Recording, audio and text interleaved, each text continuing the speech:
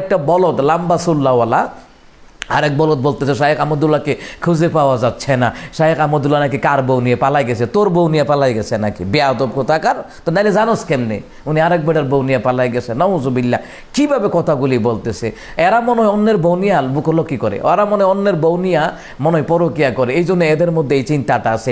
তোমরা তো মাজার ব্যবসা করে খাচ্ছ, ভণ্ডমণ্ড পীরদের পাশ হেঁটে গুলামি করে করে খাচ্ছ। সুতরাং যারা সুন্নি হবে তারা তো নবীর একটা আদনা সুন্নতকেও পালন করবে। কিন্তু কিসের সুন্নি, বরঞ্চ গরম সুন্নি খাও। বছরে রবিউল আউয়ালের নাম দিয়ে গরম সুন্নি, গরম সিন্নি, গরম খিচুড়ি, গরম জিলাফি, গরম বিরিয়ানি খাও। এই জন্য তো আসল সুন্নত নবী আলাইহিস সালামের সুন্নতগুলিকে মাটি দিয়ে ফেলেছ। কিন্তু জানো না সুন্নতের মর্তবা কি। এই জন্য আল্লাহ তাআলা বলেছেন ওয়া আতিউল্লাহ ওয়ার রাসূল লাআল্লাকুম তুরহামুন, তোমরা আল্লাহ এবং তার রাসূল সাল্লাল্লাহু আলাইহি ওয়াসাল্লামের ইতাআত করো, তাহলে তোমাদের উপর রহম করা হবে। তো তোমাদের উপরে রহমের পরিবর্তে গজব আসতেছে, কারণ তোমরা আলেমদেরকে গালিগালাজ করছো এবং আমাদেরকে তুচ্ছতাচ্ছিল্য করছো। যারা আহলে হকের পক্ষে কথা বলে, কোরআনের পক্ষে কথা বলে, তাদেরকে গালিগালাজ করছো, বিভিন্ন রকমের গালিগালাজ করছো, খারাপ মন্তব্য পর্যন্ত করছো। আর একটা বলদ লম্বা সুল্লাওয়ালা আরেক বলদ বলতেছে শায়েখ আহমদুল্লাহকে খুঁজে পাওয়া যাচ্ছে না। শায়েখ আহমদুল্লাহ নাকি কার বউ নিয়ে পালাই গেছে, তোর বউ নিয়ে পালাই গেছে নাকি, বেয়াদব কোথাকার। তো নাইলে জানোস কেমনে উনি আরেক বেটার বউ নিয়ে পালাই গেছে। নাউজুবিল্লাহ, কিভাবে কথাগুলি বলতেছে।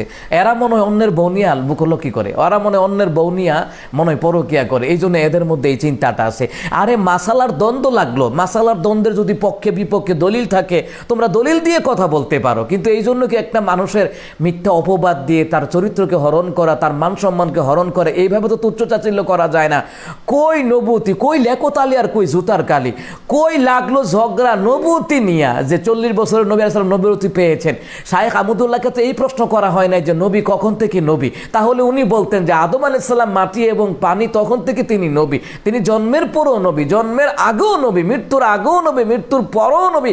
নবী আলাইহিস সালাতু ওয়াস সালাম কুল কায়নাতের শ্রেষ্ঠ কুলের এবং শ্রেষ্ঠ পয়গম্বর মুহাম্মদুর রাসূলুল্লাহ সাল্লাল্লাহু আলাইহি ওয়াসাল্লাম।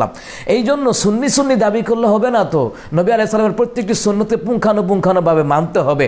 ওই সুযোগ পাইলে মানবা, সুযোগ পাইলে মানতা না। জিলাপি খাওয়ার বেলা সুন্নত মানবা, আর যখন পাথরের আঘাত আসবে হক কথা বলার ক্ষেত্রে তখন নবী আলাইহিস সালামের সুন্নত মানবা না। এটার নাম সুন্নিয়তের পরিচয় নয়। আবার মুফতি তাহেরি আরেকটা কথা বললো, আমরা তো এত কঠিন কঠিন কথা কও। ভাই সাহেব তুমি কি কথা কও, তুমি কি এমন কথা কও যে তোমার পুলিশে ধরে না, র্যাবে ধরে না, তোমাকে গোয়েন্দা বিভাগে তালাশ করে না, তো তুমি এমন কি কথা কও। তোমরা তো মাজার ব্যবসা করে খাচ্ছ, ভণ্ডমণ্ড পীরদের পাশ হেঁটে গুলামি করে করে খাচ্ছ। এই যে শায়েখ আহমদুল্লাহ পক্ষে একটা কথা বলার মতো তোমাদের সৎ সাহস নেই। তিনি যেইভাবে দিনের প্রতি অগ্রসর হচ্ছেন। এই দেশে আল্লামা সাঈদীকে জেলখানায় 13টি বছর বিনা অপরাধে তিনাকে তিলে তিলে তিলে তিলে দুনিয়া থেকে বিদায় করে দেওয়া হয়েছে। তারপরে খালেদ সাইফুল আইয়ুবী সাহেব হুজুর, তারপর হচ্ছে জুনায়েদ আল হাবিবী সাহেব হুজুর, তারপরে আল্লামা মামুনুল হক সাহেব হুজুর, এই যে বিনা কারণে জেল খাটলেন, একটা প্রতিবাদ করেছো কখনো? তাদের মুক্তির ব্যাপারে প্রতিবাদ তুলেছো? তুলো নাই। যদি তুলতা তখন দেখতে তো তোমার ঠিকানাটা কোথায় হতো। অবশ্যই তোমার ঠিকানাটা জেলখানার ভিতরে হতো। তুমি কি এমন হক কথা বলো, দুর্নীতির বিরুদ্ধে নাম নিয়ে কথা বলো, শাহরিয়া কবিরদের মতন, নিজুম মজুমদারের মতন তাদের বিরুদ্ধে কথা বলো।